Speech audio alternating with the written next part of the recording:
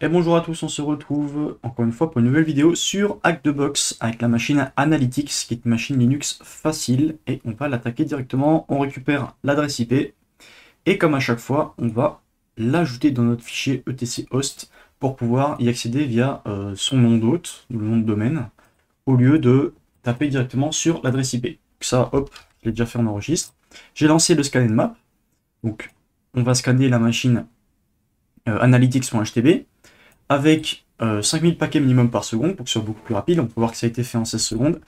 On scanne tous les ports, on affiche les versions des différents ports qui vont être trouvés et on lance un script, les scripts NSE à chaque fois dessus. On a le port 22 qui est ouvert ainsi que le port 80. Normalement, ça c'était l'ancien. Je vais ouvrir un nouveau file, open folder, tac. Nous c'est Analytics. On l'ouvre. Ça on peut fermer. Hop. Et on est parti. Alors pourquoi j'ouvre ça? Pour me prendre des petites notes, pour éviter de revenir à chaque fois, parce qu'on va exécuter pas mal de choses. Donc je me note ça pour revenir plus tard dessus. Donc c'était dans Analytics. Et je l'appelle write.txt. On s'en moque un petit peu. Il faut juste que ce soit sauvegardé. Ok, on est bon. Donc là on voit que on a un port 22, port 80. Ok, donc on va directement du coup se focus sur le port 80. On voit qu'ici on a un petit erreur, un message d'erreur. N'a pas suivi le redirect vers analytical.htb. Bon, nous on avait mis analytics par défaut. On va essayer d'y aller dessus. Donc si je fais http analytics.htb, on peut voir que, alors normalement il faut que je fasse un CTRL F5, voilà. Normalement j'ai un message d'erreur. Et si je reviens bien sur analytics et non pas analytical, ça me redirecte automatiquement vers analytical. Pourquoi? Parce que par défaut il y a une configuration qui fait que, en fait, par défaut, ça redirige automatiquement vers Analytical. On peut essayer avec le numéro, avec l'adresse IP. On peut voir que ça redirige automatiquement là-dessus. Donc en fait, il va falloir récupérer et l'ajouter. Donc en fait, nous, c'est pas Analytics, c'est Analytical qu'il faut mettre. Ça, on ne pouvait pas le savoir au préalable. Là, maintenant, on tente d'accéder à Analytical et on arrive bien là-dessus. Donc ici, on a une page avec des services, avec pas mal de choses. Le problème, c'est que là, à chaque fois, on peut voir que c'est des ancrages. C'est-à-dire que on ne peut jamais se connecter sur quoi que ce soit. On peut tenter d'envoyer des choses, mais si on regarde, on inspecte le bouton Send, en fait c'est juste un href. Il n'y a même pas de formulaire, donc action, on voit que bah, ça fait rien en fait. Ça nous redirige directement sur la page, en haut de la page. Il n'y a rien qui est fait. Donc là, on a quoi? On a potentiellement un email qu'on peut récupérer. Là aussi, on a un démo. Et c'est à peu près tout. Là, on a Analytical HTB qui revient, la newsletter, mais le bouton subscribe pardon, ne fonctionne pas, n'existe pas. Mais ce qui est intéressant, c'est qu'à droite, là, si vous voyez, Open Link in a New Tab, on voit bien un data.analytical.htb. Donc apparemment, il y a aussi un sous-domaine, enfin en tout cas, oui, si, on peut appeler ça une sorte de sous-domaine par rapport à l'autre, qui nous permet, en théorie, de nous connecter sur une page data.analytical.htb. Alors, si on ne l'avait pas trouvé comme ça via le site web, parce que peut-être que, je sais pas moi, il n'était pas visible ou il n'était pas accessible directement, on aurait pu utiliser wfuse, justement, pour fuse ce genre de choses, et on aurait remplacé ceci par analytical.htb, et ici on aurait fait la même, avec analytical.htb, et derrière, on va utiliser une word list. Alors, on va utiliser une qui est un peu plus courte quand même, celle-ci. On va lancer ça. Là, on peut voir qu'il faut filtrer sur 154 parce que c'est des faux positifs. Donc 154, on va en gros retirer tous les résultats qui possèdent 154 caractères. Donc en fait, c'est tout ça. On se doute bien que tout ça n'existe pas et que c'est des faux positifs. Et normalement, on voit qu'on a un code de retour 200, donc il existe bien le data, donc ce qui signifie que c'est bien data.analytical.htb. Ça, c'était la manière de trouver en fusing, si jamais il n'était pas présent ici, et qu'on avait simplement que ce nom de domaine-là. Donc, on va aller dans notre hôte, et on va la rajouter. À côté, data.analytical.htb. Hop, on enregistre, on peut arrêter parce qu'il n'y a plus rien à trouver de ce côté-là. Et maintenant, bah, on va tenter tout simplement d'y accéder. Qu'est-ce qu'on voit? On voit que c'est un Metabase. Ok, on ne sait pas ce que c'est. Login mot de passe.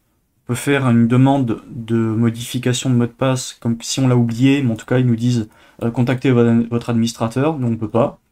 Et c'est à peu près tout. Au niveau des technologies découvertes, on sait que c'est du Ubuntu. On a quelques librairies, du JavaScript, pas mal de choses, mais rien de très intéressant.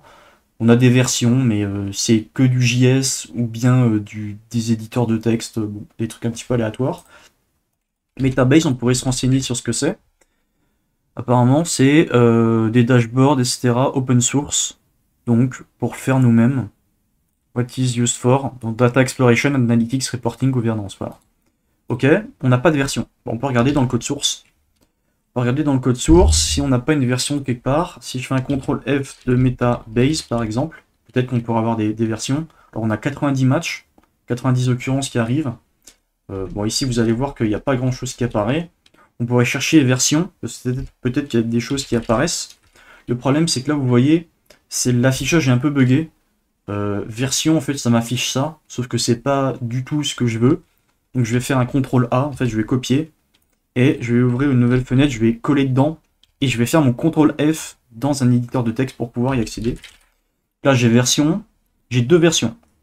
On peut voir la match 1 sur 2. Le premier c'est là, on n'a rien. Et le deuxième c'est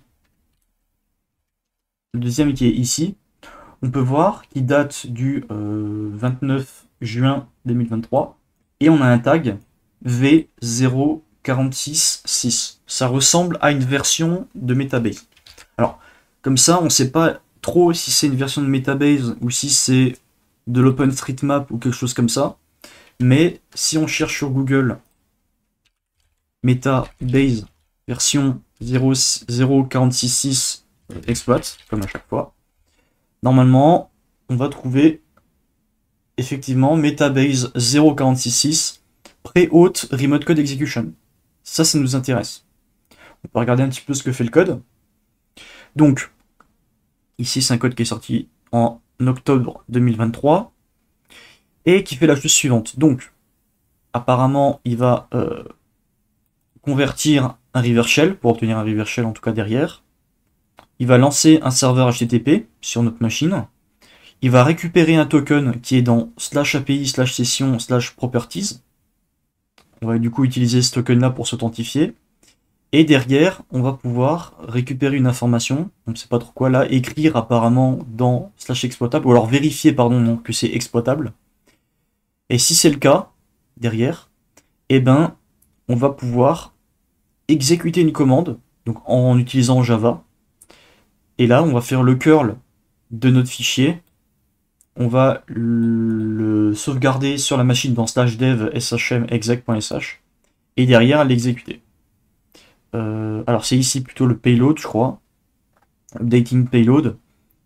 Ça c'est pour un reverse shell. Oui, effectivement, là ça prend l'exemple d'un shell. Alors on pourrait modifier un petit peu ça, la commande, pour au lieu de faire un exec, d'exécuter notre shell pour exécuter la commande, retour, avoir la réponse, etc.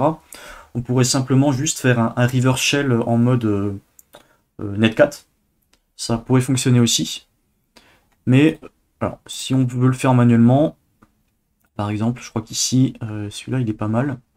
Donc, il nous explique que faut d'abord aller dans API Session Properties pour récupérer le token. On n'est pas obligé d'être authentifié, on peut tester comme ça déjà. Donc là, je suis pas connecté parce que j'ai besoin de me login. Si derrière, je tente d'accéder à cette page, on peut voir qu'effectivement, j'ai bien cette chose. Donc là, on nous demande pas mal de choses, database name, tout ça. Je suis censé récupérer un token quelque part. Si je fais un CTRL F token, là j'ai token features. Où est-ce que je suis censé le récupérer? Ça, on sait pas trop. Voilà. Setup token. C'est là-dedans. Ok. Et ensuite, apparemment, il faut faire une requête ici pour valider quelque chose. Alors, si on cherche setup token, voilà, on a récupéré notre token de setup. Donc, en gros, c'est celui-ci, pardon, qu'il va falloir récupérer. Là, on a une requête. Donc c'est une requête burp-suite hein, qui est faite, assez classique. Alors faudrait lire exactement, je sais plus si on doit faire d'abord ceci. Token, details. Donc là, qu'est-ce qu'on fait? Mode SQL Server, la table. C'est pour accepter une URL, ok. Là, on a obtenu ceci. On pouvait utiliser, ok. Donc en gros, pour obtenir un reverse shell, faut taper en post sur API Setup Validate en localhost. Alors ça, on le changera nous de notre côté. On met notre token et normalement derrière, ici, on peut voir que tac tac tac. Si on avance un petit peu, on a notre fameux exec et là, on va exécuter ceci et on peut voir qu'en dessous, c'est du base64 qui décodé en fait, c'est un bash qui fait un reverse shell vers la machine 1111. Enfin, adresse IP 1.1.1.1 port 9998. Donc nous, on va devoir modifier ça. Alors, on aurait pu utiliser le script qu'on avait vu avant, mais ça peut être un petit peu drôle de le faire à la main également. Donc, je vais lancer mon burp-suite. Et si jamais je galère trop, eh ben, je vous ferai pause sur la vidéo, tout ce sera totalement transparent et je reviendrai une fois que ça fonctionnera. Tac, alors on met en grand. Ok. Proxy, on se remet en mode interception. En tout cas, déjà, on active burp-suite. Ok. Et en théorie, alors je sais pas si je peux faire une requête directement comme ça. Est-ce que ça fonctionne si je peux créer une requête, repeater, proxy. Alors je vais me mettre en interception. Je vais faire par exemple un F5 là-dessus. Je vais faire CTRL R pour envoyer dans repeater. J'enlève l'interception. Et ici, tac. Donc là, c'est bien post qu'il faut remplacer. Lost, on va laisser tel quel. User agent, on laisse. Ça, on touche à rien. Meta base device, on s'en fout un petit peu. Et derrière, va falloir ajouter content type application JSON. Et derrière, on va remplacer du coup le token par celui qu'on a trouvé qui est ici. Tac. Là, on met le nôtre. Et derrière, en théorie, on est censé également modifier ceci.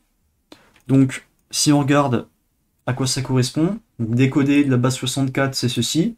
Donc nous, on va remplacer par notre adresse IP, 10.10.14.3, sur le port 1337. Alors, je crois que c'est ça, à revérifier. IP-CA 14.3, c'est bien ça. Et on va se mettre sur le port 1337.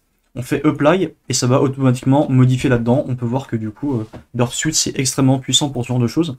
Alors je sais pas si ma requête est correctement configurée, en tout cas positionnée avec est-ce qu'il manque des choses ou pas. Vu que j'ai pris une méthode get de base et que j'ai converti en post.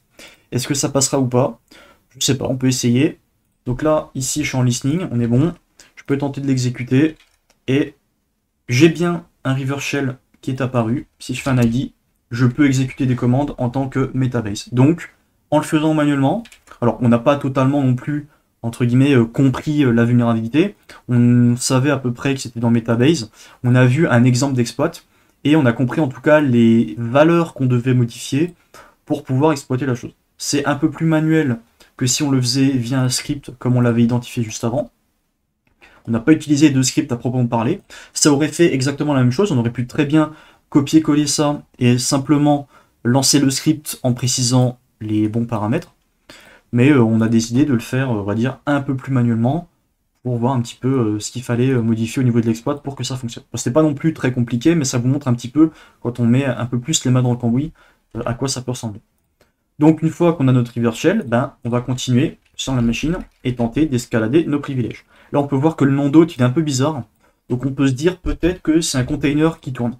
On peut vérifier ça normalement si on aura un point, si on a un point Docker env qui est présent sur la racine, ça veut dire qu'on est sur un container. On a bien un point Docker env, de toute façon avec le nom comme ça aléatoire, ça ressemble fortement à un container Docker. Si je fais un sudo dessus, j'ai peut-être même les droits root. Non, il n'y a pas de sudo qui est présent. Ok. Là, il y a un metabase.db. Ça peut être intéressant. Est-ce qu'on a un home, peut-être? ls-là, cd metabase, ls-là. Ok, il y a tout qui est redirigé vers dev nul au niveau des historiques. On n'a pas grand chose à faire. Donc le sudo, on a vu que ça fonctionnait pas. Vu qu'on est dans un container, on pourrait regarder s'il y a des choses pour s'escape des containers. Si on cherche par exemple docker privesc, privesc escape, on va pouvoir voir des liens qui nous donnent des astuces de plein de techniques différentes de comment est-ce qu'on peut tenter de s'échapper d'un container. Donc par exemple, regardez les capabilities d'un container. Ici, ça n'existe pas. Si jamais on a l'option privilege qui a été lancée sur le container, eh ben on va pouvoir monter le disque quelque part. Là, j'ai permission denied, je suis même pas root sur la machine, donc en fait, j'ai même pas tous les droits. Si je me mets en tant que root, je n'ai pas les droits non plus, donc là, on est un petit peu bloqué. Donc tout ce qui va être tentative de s'échapper de ceci, enfin en tout cas du container, ça risque d'être très compliqué. Bah, malheureusement, on va devoir un petit peu se balader là-dedans. Est-ce qu'on a un site web qui est présent? Non. cd/var peut-être? Est-ce qu'on a quelque chose là-dedans? On n'a pas grand-chose. Si on fait cd opt, peut-être qu'on a des scripts qui traînent là-dedans. On a un truc en Java, ça peut être intéressant. OpenJDK, bon, on va faire un ls-lar pour que ça ait du récursif, pour voir ce qu'on a. Et là, on a l'air d'avoir des trucs par défaut, des langues, bon, des librairies qui sont chargées. Ça a l'air d'être des choses liées à Java. On va pas pouvoir faire grand chose par rapport à ça. Et du coup, si on énumère un petit peu, alors on pourrait tenter de lancer un linkpiece pour avoir un peu plus d'informations. Mais on pourrait faire des choses de base aussi. Si on regarde les variables d'environnement, comme on est sur un container et qu'on veut faire fonctionner des choses, il y a des chances qu'on puisse passer. Alors, c'est soit dans des fichiers de configuration. On avait vu aussi à la racine que là, on avait un metabase.db. Si je fais un file de metabase.db, donc la commande file n'a pas été trouvée, parfait. On pourrait télécharger ceci, peut-être que au niveau de la base de données Metabase, on aurait des informations, parce que là, en fait, on ne s'est pas authentifié. Peut-être qu'il y a un utilisateur root ou un utilisateur admin ou n'importe quel utilisateur qui a des droits pour lesquels on va pouvoir récupérer par exemple le hash, le casser et derrière se connecter au SSH sur la machine hôte et non pas sur le container Docker sur lequel on est actuellement. Spoiler, ici ça marche pas, mais si, je vais vous montrer quand même la commande pour télécharger ceci. Vu que ici, est-ce qu'on a un Python 3 par exemple qui est présent? Python 3 n'est même pas présent. Est-ce qu'on a Python qui est présent? Python n'est même pas présent. Donc là, vous voyez qu'on est quand même très limité par rapport à ça. Donc comment on fait pour télécharger, enfin en tout cas, oui, télécharger un fichier d'une machine sur une autre quand on n'a vraiment pas beaucoup de choses? Eh ben, on va utiliser notre ami netcat. Ici, je vais rouvrir un autre port, mais par exemple le 1338, et je vais dire qui arrive là-dessus, que le redirige vers metabase.db par exemple. Donc là, je suis en lecture, j'attends, et quand il y a une donnée qui va arriver sur le port 1338 de ma machine, eh ben, je vais tout stocker dans metabase.db. Et là, en fait, je fais exactement la même. Alors, est-ce que netcat est présent?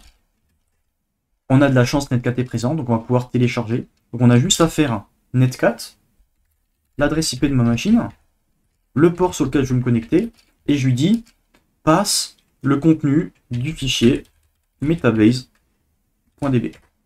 Et là, on peut voir que on a téléchargé là-dedans. Ici, si je fais un ls-là de metabase, alors on peut voir que c'est vide, du coup ça n'a pas fonctionné. Qu'est-ce qu'on devait faire? Normalement c'était bon. Pourquoi ça veut pas? Peut-être parce que je suis sur le container, du coup il est pas content. Ah oui, j'ai cassé mon shell, je vais relancer. Ok. J'ai pas de job control, c'est peut-être ça. Il n'y a pas Python, donc ça risque d'être compliqué. Je vais refaire ceci, voir si ça fonctionne. Mais il y a moyen que ça ne fonctionne pas parce que justement, soit j'ai pas de TTY, soit parce que on est depuis un container et c'est compliqué d'accéder à l'extérieur. Ouais, Metabase, là ça fonctionne pas. Bon, dans tous les cas, il n'y avait rien à faire par rapport à ça. Mais c'est les commandes qui sont censées fonctionner pour télécharger un fichier vers un autre. Ok. Et du coup, là, je vous avais montré les variables d'environnement. Si on regarde un petit peu, qu'est-ce qu'on a? On a MetaUser, qui est Metalytics, et MetaPass, qui est en fait un mot de passe. Donc on va garder ça. On a d'autres informations, MBDB file, donc là c'est Metabase. Ah mais attendez, attendez. C'est n'importe quoi en fait. Oui, c'est parce que c'est un directory en fait. C'est des metabase.db. Moi je croyais que c'était une base de données. Mais... Voilà, c'est ça. Donc c'est celle-ci. Alors je vais vous montrer comment télécharger celle-là parce qu'elle est moins grande, l'autre ça risque de prendre un petit peu plus de temps. Donc c'était bien ça. Là c'est par exemple le nom de ce fichier-là. Je vais d'abord stocker ça, je fais 30 milliards de trucs à la fois. Ça on peut fermer. Je stocke le user, le mot de passe. Derrière, je dis que par exemple je veux télécharger ceci. Tac. Là je me remets en rlwrap, donc c'est le .trace.db par exemple. Je lance. Et là en théorie, LS- là, on peut voir que j'ai copié exactement le même nombre d'octets. Donc là, ça fonctionne mieux, effectivement. Si je tente de télécharger un directory, ça va pas le faire. Et derrière, on pourrait faire un file de, par exemple, Metabase. Là, apparemment, c'est du texte ASCII. Si on regarde son contenu, c'est une exception. Bon, la base de données qui n'est pas contente. Dans les cas, il n'y a rien à faire avec ça. Alors peut-être qu'il y a moyen d'élever ses privilèges avec ce genre de choses. Mais comme on a déjà les informations qui nous intéressent, avec Metalytics et le mot de passe, c'est censé être bon. Alors ici, on peut tenter de se reconnecter du coup avec ce qu'on a de nouveau. Donc Metalytics et le mot de passe. Il faut que ce soit une adresse. Donc on va essayer analytics.htb. Ça passe pas. On peut essayer analytical.htb. C'est passé. Ok, on a réussi à se connecter. Sauf que, en fait, vous allez voir qu'ici, il n'y a pas grand-chose à faire. Une base de données de détails. Il y a des gens. Mais en fait, vous allez voir que, bon, voilà. Il y a des trucs un petit peu aléatoires. Il y a leur mot de passe, qui peut être intéressant. Sauf que, en fait, les emails, c'est plein de trucs aléatoires. Il y a plus de 2000 lignes. Là, on montre en plus que les 2000 premières. Et en fait, qu'est-ce qu'il y a besoin de faire? Ben, tout bêtement, tenter de se connecter avec les identifiants qu'on a. Donc, c'est Metalytics,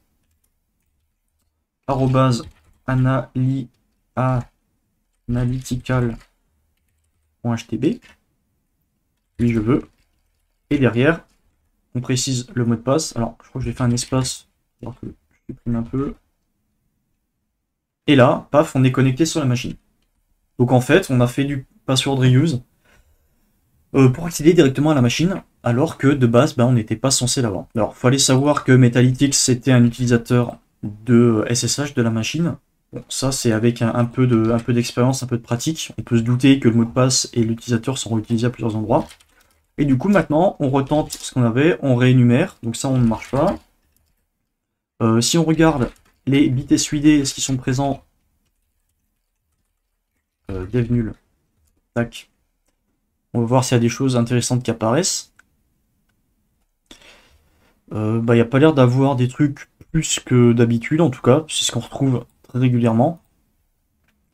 Mais, alors vous allez voir que on va tenter de lancer un petit limpiz. Pour vous montrer quand même de temps en temps comment ça fonctionne. Donc là, évidemment, elle est tirée là. Je peux récupérer l'utilisateur. Je peux pas regarder dans l'historique. Est-ce qu'on a un 3W ici? Oui, apparemment, on a un site web. C'est des sites. C'est des sites. Qu'est-ce qu'il y a dedans? Eh ben, c'est le site de base, qu'on avait au début. Donc c'est pas le data.analytical machin, c'était juste le analytical.htb qui est en fait juste un HTML, un index où on peut rien faire dessus, il n'y a pas de données qui sont envoyées. Donc ici on est un petit peu perdu. On peut se rendre aussi dans le OPT, peut-être qu'il y a des scripts et des trucs intéressants. Là on a un container parce que effectivement normalement si je lance Docker, voilà, la commande existe. Et si je fais un Docker image, je n'ai pas les droits. Et en tant qu'utilisateur classique, je suis dans aucun groupe spécifique. Si j'avais été dans le groupe Docker, j'aurais pu lancer des commandes Docker et du coup potentiellement lancer une image de base, par exemple Alpine, et monter ma racine de la machine hôte sur le container, et du coup j'aurais pu jump dedans en tant que root, et du coup accéder au /root et à tous les fichiers qui ne sont pas normalement présents. Enfin, qui ne sont pas normalement accessibles depuis l'hôte si je ne suis pas root. Ici, on va se rendre du coup dans TMP pour pouvoir télécharger mon limpiz. Je lance un serveur Python, je le télécharge. Donc 10, 10, 14, 3 pour ma part, port 80 et l'outil s'appelle linkpiece.sh. Je le rends exécutable avec un chmod usex et je peux l'exécuter. Je peux m'enlever ici de mon serveur Python, on n'en a plus besoin. Donc là, en fait, linkpiece, qu'est-ce que c'est? C'est un script bash qui va énumérer les potentielles escalations de privilèges qui pourraient être présentes sur cette machine. Donc là, on a netcat qui est présent, bash, ok, on s'en fout. On a la version de Linux, 6.2.0, générique. Ok. Bon, en général, les versions de Linux, c'est rarement utilisable. Ça dépend certaines, il y en a certaines qui ont des exploits de kernel. Là, il y a la version de sudo, pardon, ça peut être également vulnérable de temps en temps. Donc, faut faire attention par rapport à ça, faut regarder. Là, on a tous les disques qui sont présents. Les var d'environnement, on n'a rien de plus là-dedans. Et ici, on peut regarder ce qui pourrait être utilisable par rapport à des élévations de privilèges via l'outil Linux Exploit Suggester. Ainsi de suite, on peut regarder un petit peu ce qui se passe. Il y a Docker qui est présent, évidemment. Ainsi de suite, il n'y a pas de cron tab spécifique. Il y a des endroits où on peut écrire, mais on peut pas faire grand-chose. Les informations du réseau. Okay, peut-être qu'il y avait d'autres containers qui auraient été intéressants, qui tournaient sur la machine, mais c'est pas le cas. Ce qui tourne en local, il y a le port 3000, mais ça a l'air d'être, j'imagine, le meta... C'était quoi, Metabase? On pourra regarder ça, on peut le noter. Je vais quand même le noter, la version de Linux que j'avais récupérée. Vous vous en doutez que ça aura très certainement une importance, parce que la plupart du temps, pardon, on ne le fait pas. Ici, apparemment, il y a GPG qui est présent. Bon, il y a quelques outils, mais on ne peut rien faire de plus. Voilà, les configurations. Donc là, Data Analytical, c'est bien ce qu'on a vu, effectivement. Le data.analytical, c'est bien localhost port 3000. Donc c'est ce qu'on a vu là, donc on peut l'enlever. On sait que ce qui tourne sur port 3000, c'est le site auquel on a accédé ici. Donc c'est le data.analytical.htb. On continue, et là, normalement, on va plus trouver grand-chose. Il n'y a rien qui va vraiment nous sauter aux yeux. Et du coup, là, on est bloqué. Donc quand on est bloqué et qu'on trouve vraiment rien, on pourrait lancer un PSPy aussi. Je vais vous faire l'exemple. PSPy, qu'est-ce que c'est? C'est un peu comme Linkpiece, c'est un autre outil. Donc cette fois-ci, je crois qu'il est de base compilé. Si on prend la version 64. Voilà, c'est un ELF, donc un binaire 64 bits, qui est compilé sur du Linux. Et on va refaire exactement la même chose. 10, 10, 14, 3, sauf que là c'est PSPy 64. Je vais me remettre en écoute. Et ça sert à quoi? Ça permet d'écouter tout ce qui pourrait enfin en tout cas tout ce qui est exécuté en arrière-plan sur la machine. Donc en fait, ça va regarder. On va le lancer. Hop. On peut voir que en fait ça va regarder les répertoires /user, /tmp, etc, home, voilà, par défaut. Et ensuite, derrière, ça va nous dire, par rapport à ces changements qu'il y a eu dans ces répertoires-là, quelle est la commande qui a été exécutée derrière qui a amené à ce changement. Ça pourrait voir potentiellement des cron jobs ou des cron tabs, via cron tab, des cron jobs qui auraient été exécutés en arrière-plan, qui auraient modifié par exemple un script dans /opt, mais qu'on n'aurait pas vu par défaut. Et avec ceci, on peut voir que, par exemple, à 13h40, l'utilisateur avec le user ID 1000, donc en fait c'est moi-même, a lancé cette commande-là.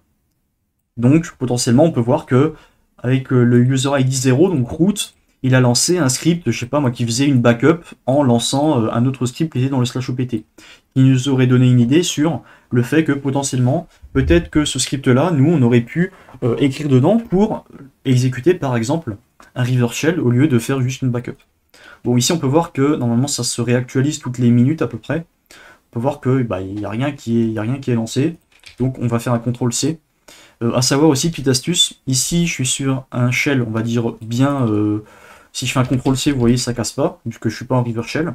Si vous faites un reverse shell avec netcat et que par exemple vous ne l'upgradez pas, au lieu de faire des CTRL-C qui vont tout casser et vous lancer l'outil comme ça, et là après vous êtes perdu, vous êtes obligé de faire un CTRL-C, vous pouvez le lancer, et derrière mettre un E éperluette ou un E commercial, ce qui fait qu'en fait, il va se lancer en tâche de fond, et là ça va quand même vous redonner la main. Mais l'outil, vous pouvez voir, est toujours exécuté derrière. Et du coup, quand vous le lancez, ça vous donne son PID, et derrière vous pouvez le kill facilement, sans avoir besoin. Hop, donc là j'ai arrêté l'outil. j'ai pu le kill sans avoir besoin de faire un CTRL-C qui aurait cassé mon shell si jamais j'étais avec du netcat et qu'il n'avait pas été upgrade par exemple. Donc ici, en fait, si on fait une petite recherche sur la version de Linux, on peut voir, donc ici je l'avais noté, si on cherche ceci par exemple, on fait exploit, et normalement, on est censé voir pas mal de vulnérabilités. Donc ici, on a laquelle on a celle-ci, mais on ne va pas pouvoir faire grand-chose. Linux kernel, voilà, il y en a plein qui ont été découverts, Stackrot, etc. Et là, on a un game overlay qui a été assez intéressant. Pourquoi c'est intéressant? Parce qu'en fait, overlay, c'est ce qui est utilisé aussi par rapport à... alors, je sais jamais c'est quelle commande, je crois que c'est fdisk. Non, fdisk. Pour lister tous les disques, c'est quoi? C'est L-L peut-être? Ouais. fdisk-L. Permission denied, ok, j'ai pas les droits. Si je fais juste un mount, voilà. On peut voir qu'ici, on a des overlays également. Donc ça, c'est tout ce qui est monté et ce qui est partagé par rapport aux différents répertoires avec Docker. Mais on a aussi des NFS, on a pas mal de choses qui peuvent être intéressantes. Et sur la version justement Linux 6.2.0, normalement, on avait vu aussi quand j'avais fait le listing de tous les bits SUID. Ici, on avait vu le fusermount 3. Et en fait, si on check cette information-là, alors là, je vous l'accorde, comme ça, fallait, entre guillemets, un petit peu le deviner. Si vous faites vraiment une énumération ultra poussée après pour tenter d'élever vos privilèges et tout ce que vous avez testé ne fonctionne pas, en dernier recours, moi, ce que je fais, c'est que je m'oriente vers vraiment les exploits liés au kernel et aux choses vraiment beaucoup plus bas niveau. Au début, on essaye de chercher s'il n'y a pas des misconfigurations par rapport à des mots de passe qui traîneraient dans des fichiers de configuration, s'il n'y a pas des bits issued, s'il n'y a pas un sudo-l qui traîne qui pourrait nous permettre d'exécuter d'autres choses. Voilà. Voir s'il n'y a pas des scripts ou des trucs qui tournent, un peu comme on l'a fait avec Limpiz. Mais au bout d'un moment, quand on trouve vraiment rien, c'est qu'il y a des chances que ce soit par rapport aux versions du kernel. Donc si on cherche, hop, ici par exemple, exploit overlay.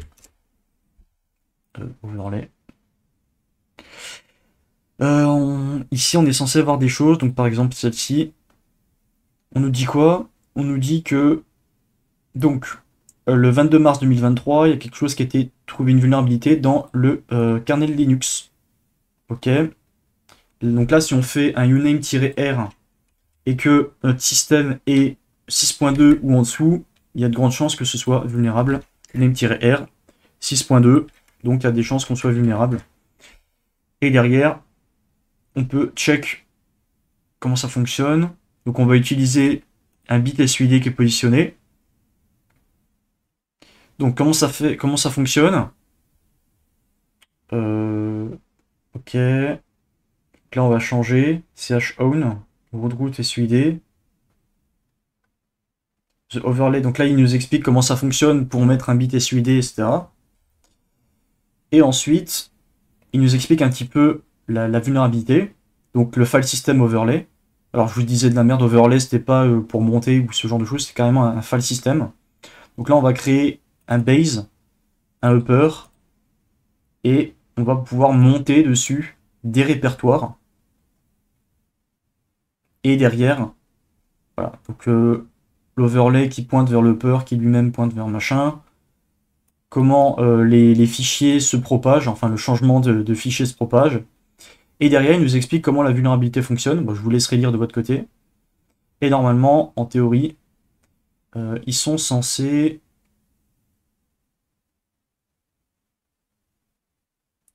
alors, je sais pas si ici, ils nous mettent carrément l'exploit. Lower file. Non, on va chercher du coup CVE, tac, GitHub. Et normalement, on est censé trouver le get shell.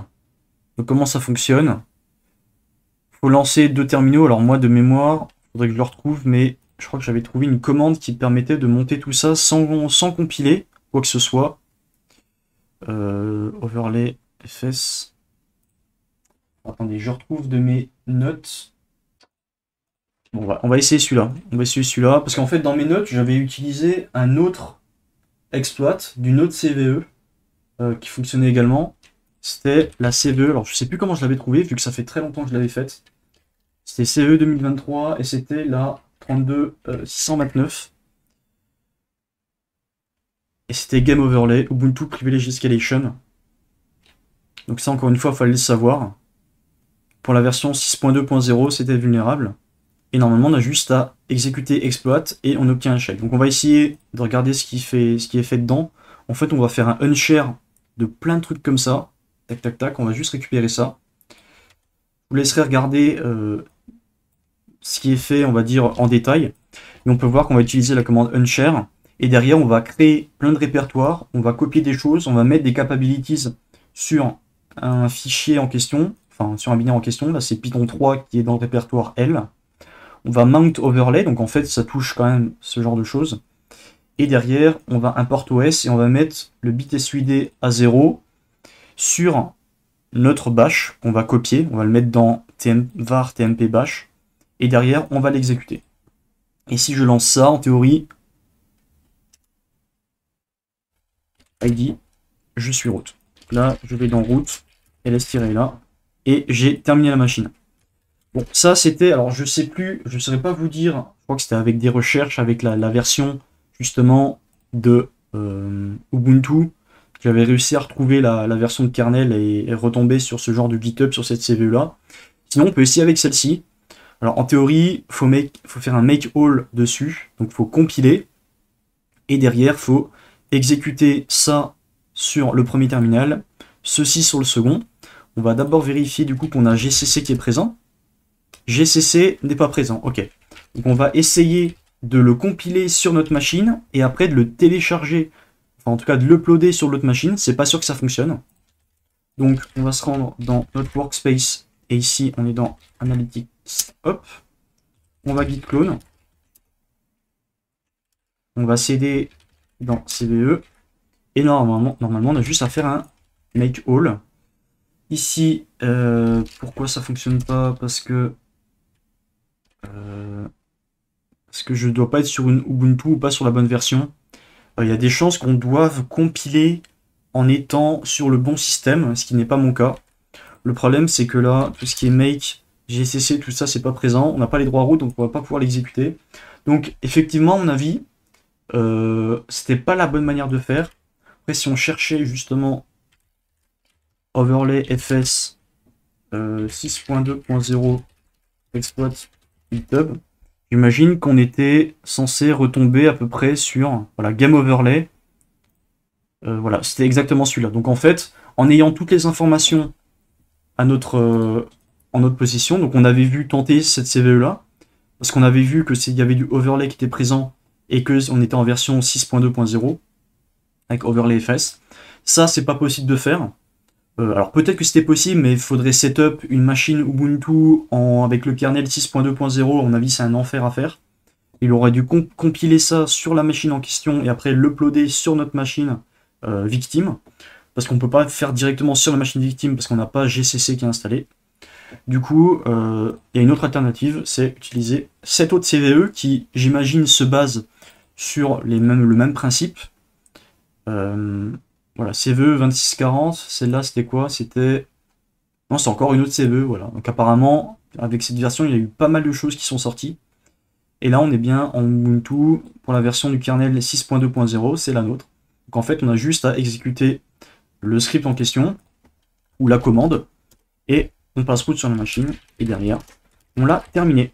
Voilà, donc celle-là, donc cette machine n'était pas très compliquée, c'était juste au niveau de l'énumération pour passer route, pour faire la privesc. C'était un petit peu compliqué parce que fallait savoir, il n'y avait rien qui était indiqué par l'impies. En tout cas, ma version n'avait rien détecté. Donc, fallait vraiment chercher un petit peu partout, bidouiller un petit peu pour finalement réussir à trouver un exploit qui fonctionnait. J'espère quand même que vous aurez appris des choses et on se retrouve pour une prochaine vidéo. Allez, bye bye.